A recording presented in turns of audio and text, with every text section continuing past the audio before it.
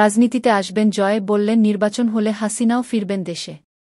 শেখ হাসিনা ক্ষমতা ছেড়ে দেশ থেকে পালানোর পর গতকাল অন্তর্বর্তী সরকারের দায়িত্ব নিয়েছেন নোবেল বিজয়ী মুহাম্মদ ইউনূস। তবে এরই মধ্যে ভারতীয় সংবাদমাধ্যম টাইমস অব ইন্ডিয়াকে সাক্ষাৎকার দিয়েছেন হাসিনা পুত্র সজীব ওয়াজেদ জয়। বলেছেন, দেশে নির্বাচন হলে তার মা দেশে ফিরবেন। এর আগে হাসিনা পালিয়ে যাওয়ার পরপরই এক ভিডিও বার্তায় জয় বলেছিলেন, শেখ পরিবারের আর রাজনীতিতে আসার সম্ভাবনা নেই। সাবেক প্রধানমন্ত্রীর এই তথ্য উপদেষ্টা বলেন, যেভাবে আওয়ামী লীগ নেতাকর্মীদের উপর হামলা হচ্ছে তাতে তিনি রাজনীতিতে আসার সিদ্ধান্ত নিয়েছেন। এক টেলিফোন সাক্ষাৎকারে জয় বলেন, দলের নেতাকর্মীদের বাঁচাতে এমন সিদ্ধান্ত নিয়েছেন তিনি। জয়ের ভাষ্য, আমার কখনো রাজনীতিতে আসার পরিকল্পনা ছিল না।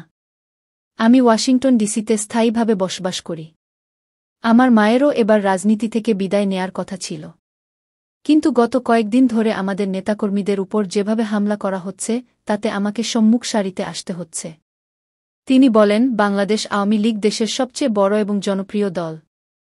আমি বিশ্বাস করি দল আগামী নির্বাচনে অংশগ্রহণ করবে এবং বিপুল ভোটে বিজয় লাভ করতে পারে।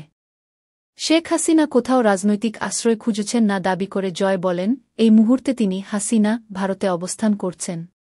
তবে অন্তর্বর্তী সরকার নির্বাচনের ঘোষণা দেয়া মাত্রই আমার মা দেশে ফিরে যাবেন।